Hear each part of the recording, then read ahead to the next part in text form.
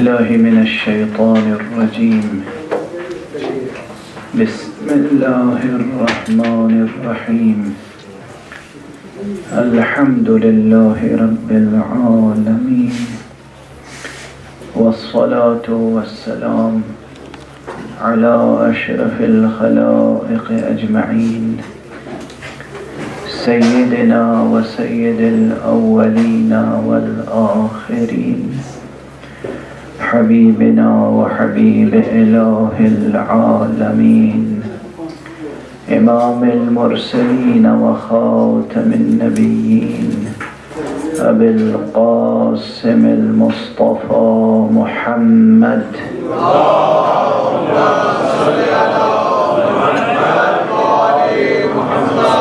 وعلى أهل بيته الطيبين الطاهرين الهداة المهديين المعصومين المظلومين، واللعنة الدائمة على أعداء الدين أجمعين. أما بعد، فقد قال الله تعالى عز اسمه في محكم كتابه ومتقن خطابه. بسم الله الرحمن الرحيم. يا أيها الناس اعبدوا ربكم الذي خلقكم والذين من قبلكم لعلكم تتقون. صدق الله العلي العظيم.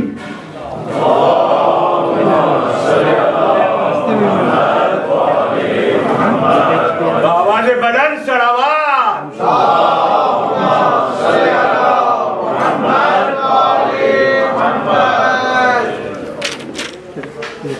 برادران گرامی، ماہ مبارک رمضان کی بے حد اہم شبیں ہیں، شبۂ قدر کا سلسلہ ہے، اور یہ سلسلہ توأم ہے ذکر مبارک علی ابن ابی طالب کے ساتھ۔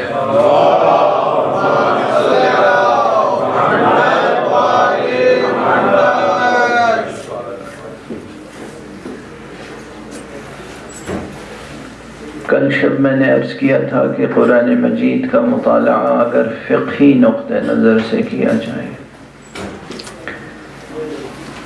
یعنی یہ دیکھا جائے کہ قرآن مجید میں اوامر اور نواہی کتنے ہیں، پروردگار عالم نے کن کن چیزوں کا حکم دیا ہے، ہر وہ چیز جس کا حکم دیا ہے پروردگار نے وہ امر ہے،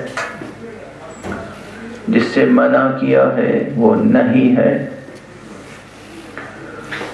اور یہ بحث بھی فقہا کے درمیان موجود ہے کہ قرآن مجید میں کل آیات احکام کتنے ہیں۔ یعنی یہ تو قرآن مجید میں آیتوں کی تعداد 6000 سے زائد ہے، مشہور یہ ہے کہ 6666 آیتیں ہیں، لیکن ان آیتوں میں خاص طور پر احکام سے متعلق آیتیں کتنی ہیں؟ کچھ حضرات کہتے ہیں کہ احکام سے متعلق آیتیں تقریباً 500 آیتیں، کچھ اس سے کم کے بھی قائل ہیں، 300 اور 200 اور 150 کے قریب آیتوں کو کہتے ہیں یہ احکام سے متعلق۔ لیکن ایک نظریہ یہ بھی ہے، اور یہ فقیر بھی اس نظریے کا حامل ہے، قرآن مجید کی کوئی آیت نہیں ہے ایسی جس سے ہم احکام کا استفادہ نہ کر سکتے ہیں، شرط تفقہ ہے، شرط ہے تفقہ، شرط ہے کلام مولا کو کس ذوق سے سنتے ہیں۔ مالک کے کلام کو کس نقطہ نظر سے پڑھتے ہیں؟ یعنی کیا یہی ذوق ہے کہ مالک کہے یہ کرو تب کریں گے؟ اگر مالک کہے کیا اچھا ہوتا کہ تم ایسے ہوتے، تو حکم تو نہیں ہے اس میں، مگر ایک وفادار بندے کا کیا فریضہ ہے؟ اگر آقا نے کہہ دیا کیا اچھا ہوتا کہ تم ایسے ہوتے، تو یہ تو نہیں کہا تم ایسے ہو جاؤ، مگر یہ انداز اس سے بڑھ کر ہے، یہ حسن طلب۔ اب یاد رکھیے گا ایک جملہ اس فقیر کا، طلب سے زیادہ وزن حسن طلب کا ہوتا ہے۔ لیکن یہ نقطہ انہی پہ روشن ہوتا ہے جن کی طبیعتیں شائستہ ہوتی ہیں۔ طلب سے کہیں زیادہ وزن حسن طلب کا ہوتا ہے۔ تو بہرحال یہ تو ایک بحث تھی جسے میں نے مختصراً آپ کے سامنے عرض کر دیا کہ قرآن مجید کو اگر فقہی نقطہ نظر سے مطالعہ کیا جائے اور یہ دیکھا جائے کہ اوامر کتنے ہیں، کہاں کہاں افعل کا صیغہ ہے، کہاں کہاں صیغہ امر ہے اور کہاں کہاں نہیں ہے لا تفعل، تو پھر سب سے پہلے جو آیت ابھر کے سامنے آتی ہے ترتیب وار وہ یہ آیت ہے، اور یہ پہلی ہونے کے باوجود ایسی جامع ہے کہ تمام اوامر اور تمام نواہی اس کے دامن میں سمٹ آئے، کیونکہ کلی حکم ہے۔ یا ایھا الناس، اے انسانوں، اعبدوا ربکم، اپنے پالنے والے کی بندگی کرو، اپنے رب کی بندگی کرو، اس رب کی جس نے تمہیں پیدا کیا ہے اور تم سے پہلے جو نسلیں گزر گئیں ان کا بھی پیدا کرنے والا وہی ہے۔ بندگی کرو اس کی، کس لیے؟ اب کل میں ترجمہ کر چکا ہوں کس لیے، یہ تمام اوامر کس لیے ہیں، مگر وہ محتاج ہے رب اکبر، رب کریم، خالق منان، اس کے خزانے میں کسی چیز کی کمی ہے، کسی لحاظ سے وہ ہمارے کسی بھی کام کا محتاج ہے، اس کی عظمت ایسی عظمت ہے جو ہمارے اعتراف عظمت سے بے نیاز ہے۔ نعرہ تکبیر، نعرہ رسالت، نعرہ حیدری، نعرہ حیدری، صلوات پر محمد و آل محمد۔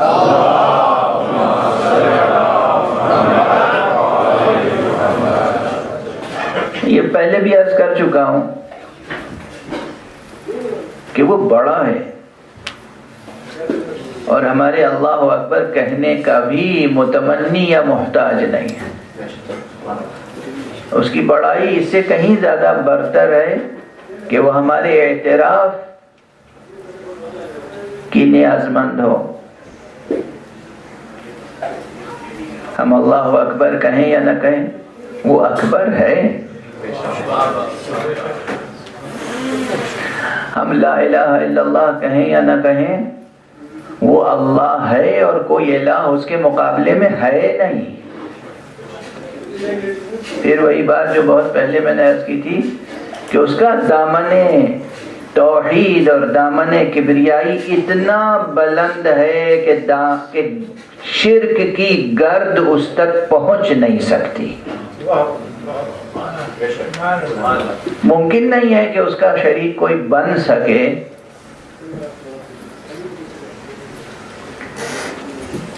پھر یہ تمام اوامر کس لیے؟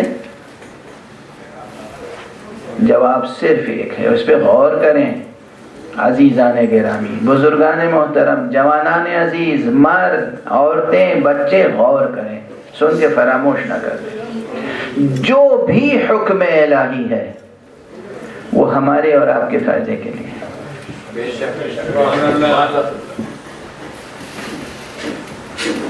جتنے نواہی ہیں وہ ہمیں کسی نہ کسی ہلاکت سے بچانے کے لیے ہیں۔ کن چیزوں سے منع کیا ہے مگر اللہ نے؟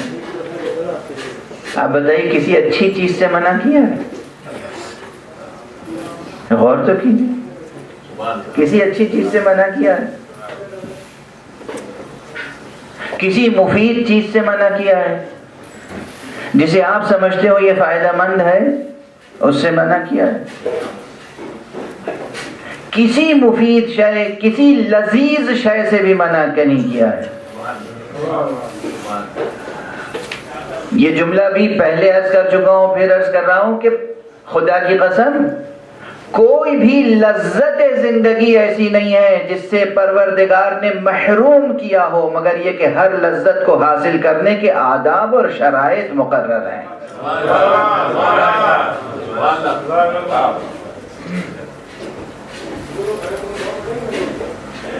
اس نے زندگی کا نام عیش ہے، عیش، اس نے عیش کے لیے پیدا کیا ہے،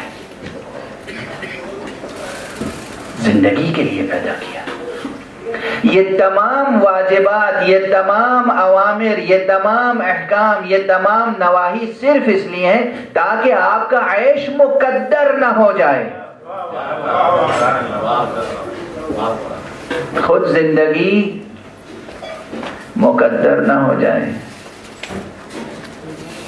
ورنہ وہ آپ کے کسی بھی عمل کا محتاج نہیں ہے، نہ نماز کا نہ روزے کا۔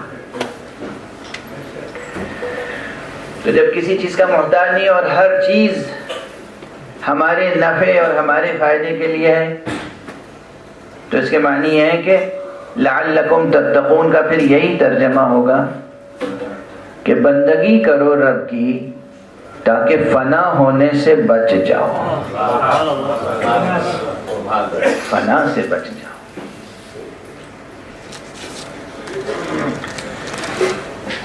دیکھیے، میں اسلام کی بات نہیں کر رہا ہوں، شریعت کی بات نہیں کر رہا ہوں، تقوی کی بات نہیں کر رہا ہوں۔ ہم نے دنیا میں بہت سے ایسے لوگ دیکھیں،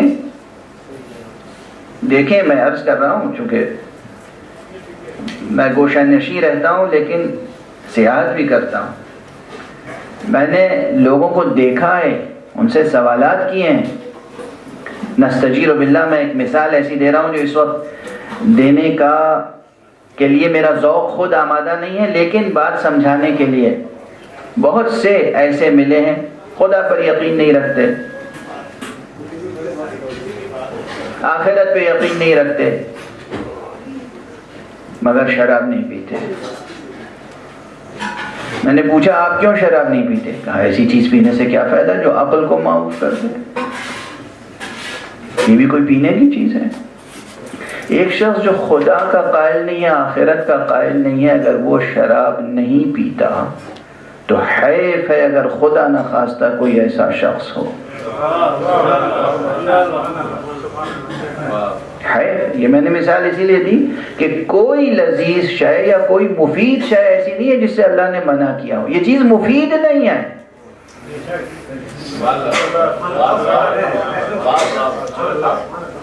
یہ چیز مفید نہیں ہے۔ ایسی چیز استعمال کرنا جس سے عقل انسانی، یعنی جس سے انسان کا شرف وابستہ ہے، جس سے انسان کی ڈگنیٹی وابستہ ہے، جس سے انسان کی پہچان وابستہ ہے، وہی چیز زائل ہو جائے اور انسان زندگی کا توازن کھو دے، رشتوں کی، قدروں کی، فرائض کی، کسی چیز کی پھر زندگی میں کوئی اہمیت نہ رہ جائے۔ یہ ایک مثال ہے کہ اگر کسی چیز سے منع کیا ہے تو اس لیے تاکہ ہم ہلاکت سے محفوظ رہیں، اور کسی چیز کا حکم دیا ہے تو اس لیے کہ ہم بقا سے قریب ہو جائیں۔ جتنے بھی اوامر ہیں وہ اپنی جگہ. ہر حکم خدا اگر آپ تک پہنچ گیا ہے کہ یہ حکم خدا ہے تو اسے سبک نہ گردانیے گا، ہلکا نہ سمجھیے گا. اگر یہ ثابت ہو جائے یہ حکم خدا ہے تو پھر حکم خدا ہے، اور اس میں اس کی کوئی غرض وابستہ نہیں ہے. یہ جان لیجئے کہ آپ کا فائدہ ہے اس میں. اب یہ جتنے بھی اوامر ہیں میں نے عرض کیا وہ سب سمٹ کے ایک کلمے میں آ جاتے ہیں، اعبدو، عبادت کرو. اعبدو کے معنی کیا ہے؟ ڈکشنری میننگ وہ جسے کہتے ہیں استنباط. کرے دیے، کھرچیے، خاک اڑائیے، دیکھیے زمین کی تہ میں کیسا آب زلال ہے، کیسا آب شیریں ہے.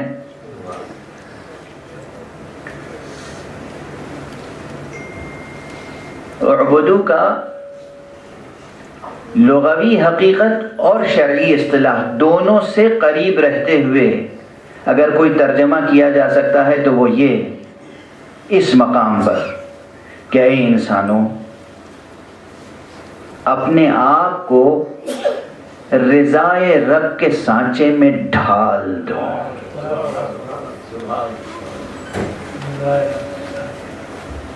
مشیت حق کے سانچے میں ڈھال دو. ڈھلنا ہے، خود ڈھلنا ہے. اور کس سانچے میں ڈھلنا ہے؟ مشیت حق، رضائے رب.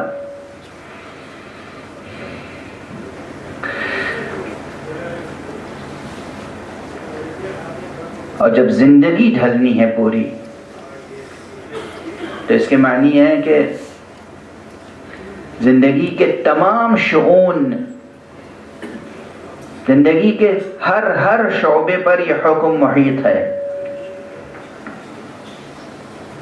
جاگنے سونے سے لے کر اور زندگی کے تمام مشغولیات تک ہر کام مشیت حق کے مطابق ہو. یہ بات ہے مشکل بظاہر، مگر اتنی مشکل نہیں ہے عزیزوں. ایک جملہ کہوں گا، اس جملے میں بہت سی بحثیں سمٹی ہوئی ہیں. اگر انسان حیوانیت سے خود کو بلند رکھنے کا عزم کر لے اور یہ طے کر لے کہ ہمیں انسان بنے رہنا ہے، بس پھر بہت آسان ہے. اور ہمارے آپ میں کیا عرض کر رہا ہوں. اور یہ طے کر لیجئے کہ حیوانات میں اور آپ میں کیا کیا چیزیں مشترک ہیں. جو چیزیں مشترک ہیں حیوان میں اور آپ میں، بس یہ خیال رکھیے گا کہ اس کی طرف زیادہ متوجہ نہ ہو جائیں آپ. کھانا آپ بھی کھاتے ہیں، حیوان بھی کھاتا ہے، تو کھانا تک حیوانی طلب ہے وجود انسانی کی. کھانا وجود انسانی کی حیوانی طلب ہے. اور اسی پہ قیاس کر لیں کہ جتنی قسم کی بھوک ہے آپ کے جسم میں، جو شہوتیں ہیں ہمارے آپ کے جسم میں، یہ سب حیوانی ہیں. اس لیے ان کو بس اسی حد تک پورا کرنا ہے جس حد تک اس وجود کے انسانی وقار کو ٹھیس نہ پہنچے.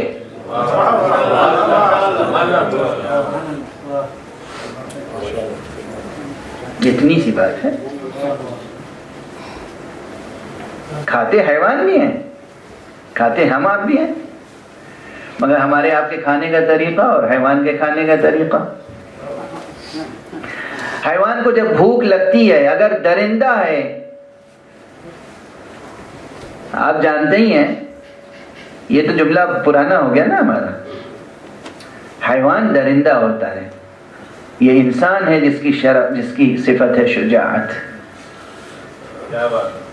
شیر شجاع نہیں ہوتا. یہ بہت بار عرض کر چکا ہوں.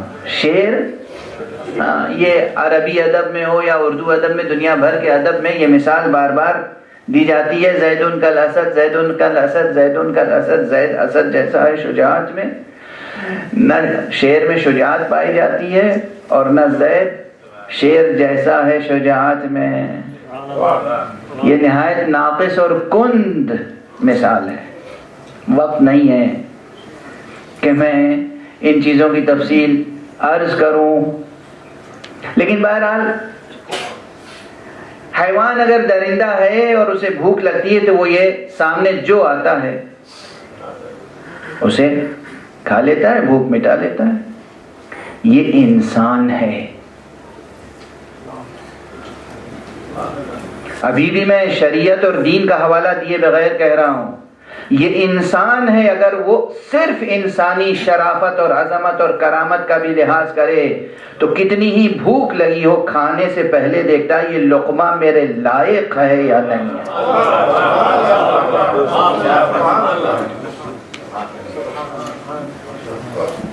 یہ لقمہ میرے کھانے کے لائق ہے یا نہیں، اس لیے کہ میں انسان ہوں. بس یہی قیاس کریں زندگی کے ہر شعبے میں. اگر یہ طے کر لیں کہ ہمیں حیوانیت کی سطح سے بلند رہنا ہے اور ہمیں انسان بنے رہنا ہے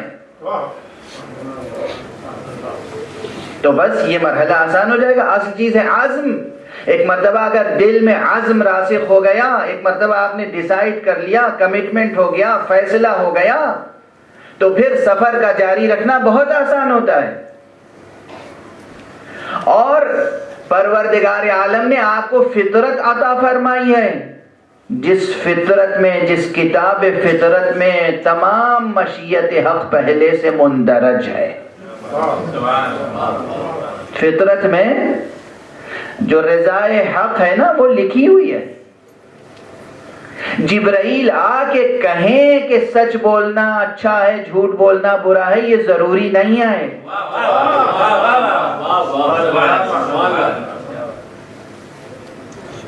انسان فطری طور پر جانتا ہے کہ سچ بولنا اچھا ہے. انسان فطری طور پر جانتا ہے کہ جھوٹ بولنا برا ہے. دیکھیے کیا کروں، بحث کی ضرورت ہوتی ہے کہ جملے کہوں اور وقت جو ہے وہ تیزی سے گزرتا چلا جاتا ہے. تو مشیت حق فطرت انسانی میں موجود ہے. رضائے حق فطرت انسانی پہلے سے اس سے باخبر ہے. اور عقل، جہاں فطرت کی تحریر دھندلی ہوتی ہے وہاں عقل چراغ لے کے کھڑی ہو جاتی ہے. عقل چراغ ہے. اس کے بعد لطف حق کچھ اور بھی ہے. لطف حق یہ ہے کہ اس نے اس انسان کے لیے کس طرح اپنے وجود کو اور اپنی پوری زندگی کو مشیت حق کے سانچے میں ڈھالیں. اس عمل کو، اس کیفیت کو سمجھانے کے لیے صرف الفاظ نہیں نازل کیے، ایسے وجودات بھی لطف حق سے نازل کیے ہیں جنہیں دیکھ کر، جن کی باتیں سن کر، جن کی زندگی کا مطالعہ کر کے اندازہ ہوتا ہے کہ کس طریقے سے مشیت حق کے سانچے میں ڈھالا جاتا ہے. آواز بلند صلوات.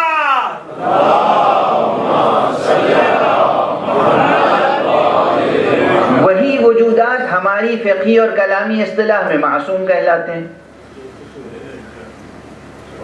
کچھ نبی ہیں، کچھ رسول ہیں، کچھ ائمہ دین ہیں، اور یہ سب معصوم ہیں.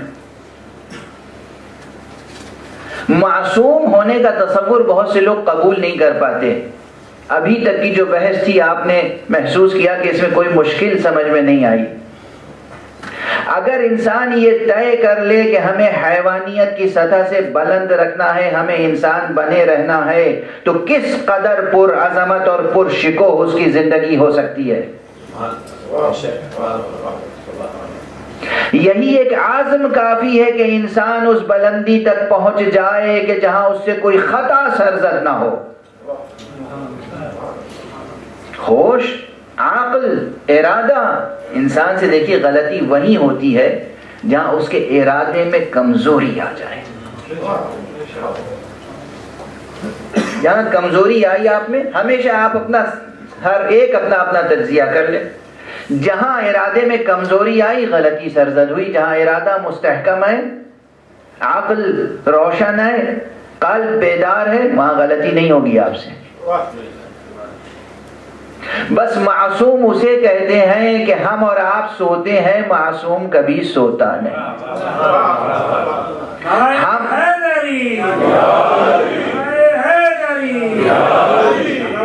محمد والے محمد.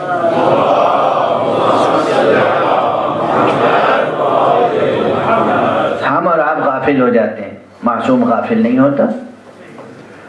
اور اسی لیے پیغمبر اکرم صلی اللہ علیہ وآلہ وسلم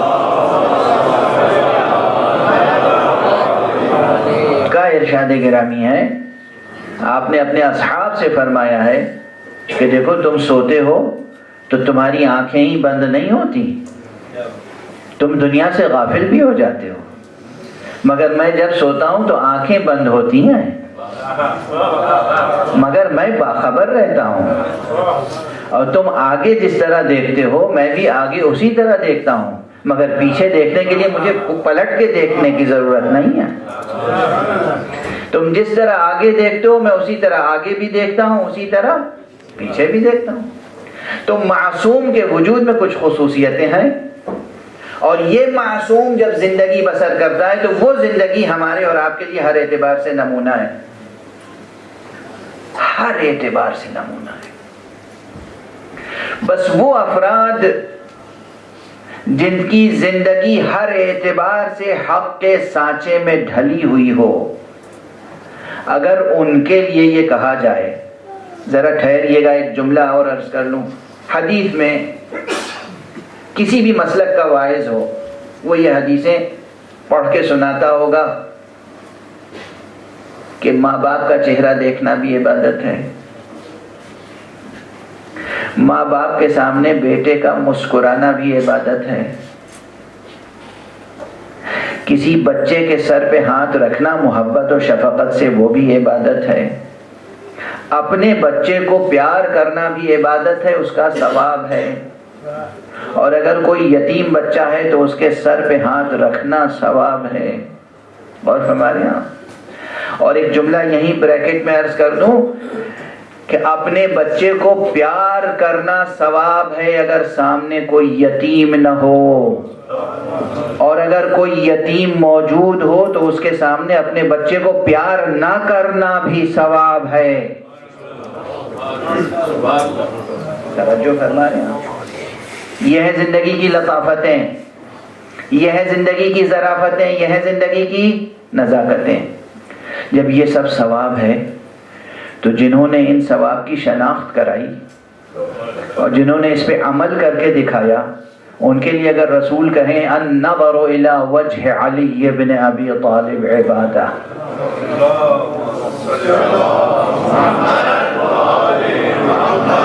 علی ابن ابی طالب کے چہرے مبارک کی طرف نظر کرنا بھی عبادت ہے.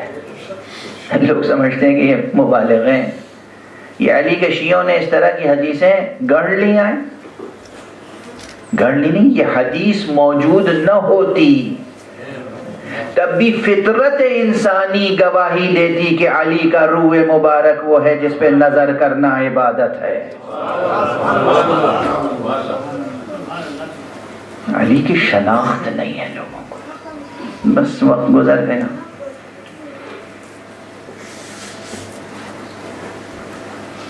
وقت گزر گیا. اب کچھ عرض کروں نا، اگر بغیر تمہید کے عرض کروں تو بعد میں وہ وضاحت پیدا نہیں ہوتی.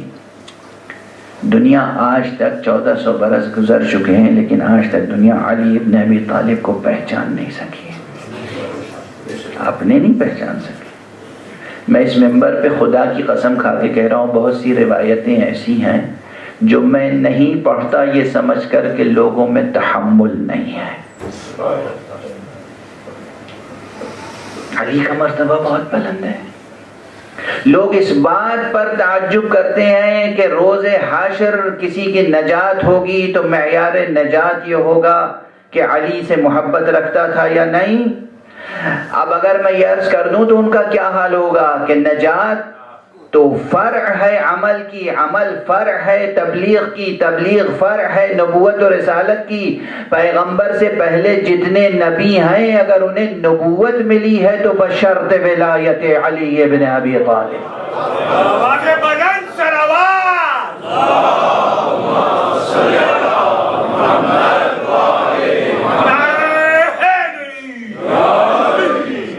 ولایت علی، ولایت علی، ولایت علی۔ آدم، شیس، نوح، ابراہیم، موسیٰ، عیسیٰ، جتنے پیغمبر ہیں بلا استثناء، جتنے پیغمبر ہیں سب کو نبوت ملی اس شرط پر کہ وہ ولایت علی ابن ابی طالب کا بھی اقرار کریں۔ اور یہ روایت کسی شیعہ مفسر کے حوالے سے نہیں عرض کر رہا، مفسر ثعلبی نے بھی اپنی تفسیر میں لکھا ہے کہ جب پیغمبر معراج پر تشریف لے گئے اور چوتھے آسمان پر پہنچے ہیں تو پروردگار عالم نے ایک مرتبہ فرمایا کہ اے پیغمبر، آپ جب چوتھے آسمان سے گزریں گے تو تمام انبیاء آپ کو سلام کریں گے، اور تمام انبیاء کو حکم دیا کہ سب جمع ہوں اور ہمارے حبیب کا استقبال کریں۔ تمام نبیوں نے سلام کیا۔ جب سب سلام کر چکے تو پروردگار نے کہا اے مصطفیٰ، اے میرے حبیب، ان سے ٹھہر کر یہ پوچھ لیجئے کہ ان کو نبوت کس شرط پر عطا ہوئی ہے۔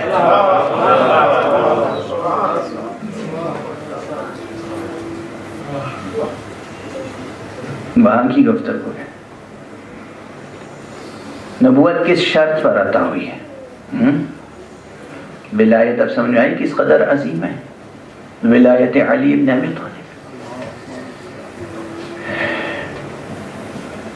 عام مسلمان بیچارہ نہیں سمجھتا، میں کیا عرض کروں، قرآن ہی نہیں پڑھتا، قرآن کے بطون میں غور نہیں کرتا، اور جو اس قرآن صامت کو نہیں سمجھ سکتا وہ قرآن ناطق کو کیا سمجھے گا۔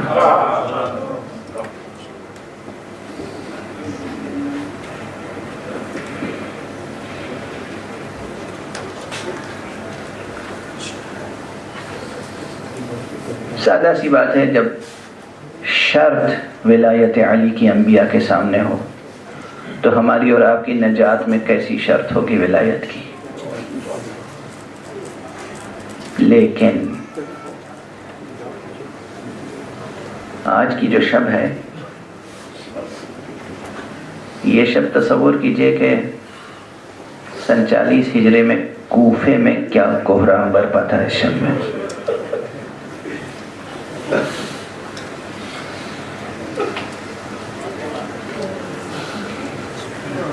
اور اس وقت بھی علی کے فضائل پڑھوں تو گریہ کرنے کا جی چاہتا ہے، علی کے مصائب پڑھوں تو گریہ کرنے کا جی چاہتا ہے۔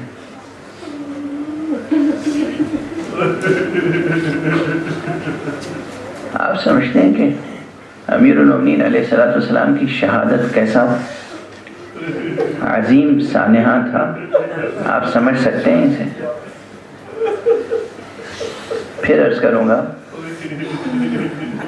بہت سے مفسرین اہل سنت نے یہ لکھا ہے جب علی کے سر مبارک پہ ضربت لگی ہے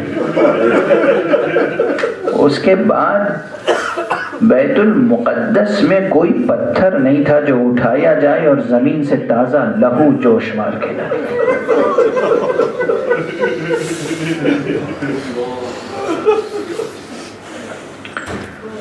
آسمان سے لہو کی بارش ہوئی ہے، زمین سے تازہ لہو پھوٹ پھوٹ کے نکلا ہے۔ اس طرح پوری کائنات نے علی کی شہادت کا سوگ منایا ہے۔ بڑی محرومی ہوگی اگر ہم مسلمان ہونے کے باوجود علی کی شب شہادت فرش عزا نہ بچھائیں۔ بڑی شقاوت کی بات ہوگی کہ ہم کلمہ لا الہ الا اللہ کہنے کے باوجود علی جیسے ولی اللہ کی شہادت میں ماتم نہ کریں، گریہ نہ کریں، ان کا ذکر شہادت نہ کریں۔ علی کے ذکر فضائل ہوں یا ذکر مصائب، ہر جگہ علم کے دریچے کھلتے ہیں۔ فرق مبارک امیر المومنین پہ جب ضربت لگی ہے، سر شگافتہ ہوا، تو آپ نے فوراً سر اٹھایا، پھر زمین پہ رکھا، کہ پروردگار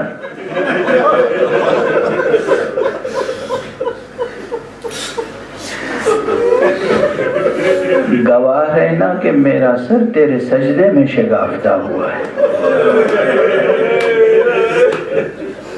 پھر قرآن مجید کی ایک آیت پڑھی، مسجد کی خاک اٹھا اٹھا کے اپنے زخم میں بھرتے جاتے تھے اور فرماتے تھے منہا خلقناکم وفیہا نعیدکم ومنہا نخرجکم تارۃ اخری، اسی خاک سے ہم نے تمہیں پیدا کیا ہے، اسی میں تمہیں پلٹائیں گے اور پھر اسی سے ہم تمہیں دوبارہ اٹھائیں گے۔ کسی کا سر زخمی ہو،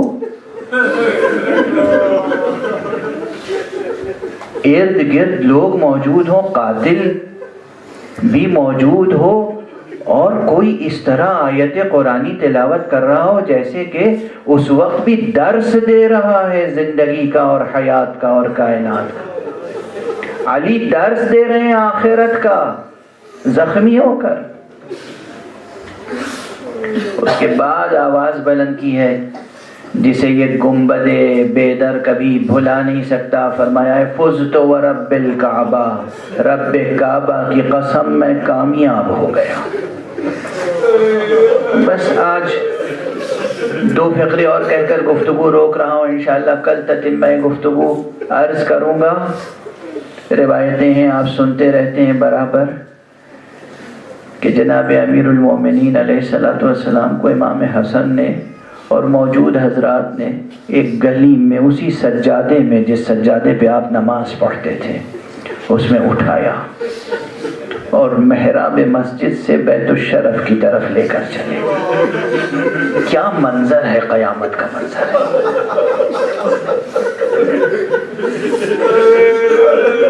یہ دنیا ہے، یہ زندگی ہے۔ وہ علی جو اپنی 2 انگلیوں سے باب خیبر اکھاڑ کر دور پھینک دیتا ہو، لیکن اب یہ مرضی ہے، یہ مرضی حق ہے، یہ مشیت حق ہے۔ اس کا سر مبارک شگافتہ ہے اور اسے لوگ اٹھا کر بیت الشرف کی طرف لے جا رہے ہیں۔ اور جب گھر قریب آیا ہے تو ایک مرتبہ امیر المومنین نے بیٹوں سے کہا، بیٹا اب جو لوگ اصحاب ساتھ میں ہیں ان سے کہہ دو واپس چلے جائیں، کل آئیں گے، اس لیے کہ گھر سے زینب و ام کلثوم کے رونے کی صدائیں آ رہی ہوں۔ اصحاب باوفا ہیں، اصحاب جانثار ہیں، اصحاب علی کے قدر شناس اصحاب ساتھ چھوڑ کر جانا نہیں چاہتے۔ تو جب گھر ذرا قریب اور آ گیا تو پھر پلٹ کے خود کہا اصحاب سے، کیا ہم نے تم سے کہا نہیں اب اس وقت چلے جاؤ، کل آنا؟ زینب بلک بلک کے رو رہی ہوگی، ام کلثوم گریہ کر رہی ہوگی، کیا تم سے فاطمہ کی بیٹیوں کے گریہ کی صدائیں سنی جائیں گی؟ اجرکم علی اللہ، اجرکم علی اللہ، اجرکم علی اللہ۔ خدا آپ کو کسی غم میں نہ رلائے سوائے غم آل محمد کے۔ جناب امیر المومنین گھر پہنچے ہیں اور اس کے بعد ابھی پورے کوفے میں ایک کوہرام بپا ہے، کوئی آرام سے نہیں ہے، کوئی چین سے نہیں ہے۔ یہ 2-3 راتیں کوئی سویا نہیں ہے کوفے میں۔ ماتم حیدر کرار بپا ہے۔ اور امیر المومنین کی شان یہ گھر میں مسلسل وصیتوں کا سلسلہ جاری ہے. انہی وصیتوں کے درمیان اللہ اکبر، یاد رکھیے گا یہ فقرہ بھی ایک نہیں نہ جانے کتنی کتابوں میں یہ موجود ہے. ان وصیتوں کے درمیان سر مبارک شکافتہ ہے. طبیب یہ کہہ چکا ہے کہ آقا جو وصیتیں کرنی ہو کر دیں، اس لیے کہ یہ زخم کاری ہے، یہ زہر جان لیوا زہر ہے. اس کے باوجود لطف ہدایت و رہبری یہ ہے، جب حضرت کے چاہنے والے آتے ہیں تو آپ فرماتے ہیں سلونی سلونی قبل ان تفقدونی، جو مجھ سے پوچھنا چاہو پوچھو قبل اس کے کہ میں تمہارے درمیان نہ رہوں. اور اس حال میں بھی لوگوں نے سوال کیا ہے اور آپ نے جوابات دیے ہیں. یہ ہے علی. لیکن بس علی نے تمام وصیتیں فرمائیں، تقوی کی وصیتیں فرمائیں، تقوی کے آداب سکھائے. یہ 2 راتیں علی نے کیا کیا کچھ بیان کیا ہے. لیکن جو گھر والوں سے کچھ خاص وصیتیں ہیں، وہ وصیتیں ہمیں قسطوں میں تاریخ میں سامنے آئی ہیں. جاتے جاتے دنیا سے علی نے زینب سے کیا وصیتیں کی، جاتے جاتے علی نے عباس سے کیا وصیتیں کی، جاتے جاتے علی نے حسین سے کیا وصیتیں کی، جاتے جاتے علی نے حسن سے کیا وصیتیں کی. یہ باتیں بہت بعد میں سامنے آئی ہیں. جب جناب زینب نے کربلا میں عباس کو رخصت کیا ہے، کچھ وصیتیں اس وقت سامنے آئی ہیں. کچھ وصیتیں اس وقت سامنے آئی ہیں جب جناب زینب دربار شام میں داخل ہو رہی ہیں. کچھ وصیتیں اس وقت سامنے آئی ہیں جب جناب زینب کربلا سے کوفے واپس آئی ہیں اسیر. کب علی کی وصیتیں سامنے آئی ہیں. بس ایک فقرہ ذکر کر کے گفتگو ختم کر دوں. وہ فقرہ جو زینب نے عباس سے کہا تھا جب عباس رخصت ہو رہے تھے، جناب عباس کے شانے پہ ایک مرتبہ بوسہ دیا بہن نے. عباس نے غور سے دیکھا اور اس کے بعد کہا بہن اجازت دیجیے میں بھی آپ کے شانے کو بوسہ.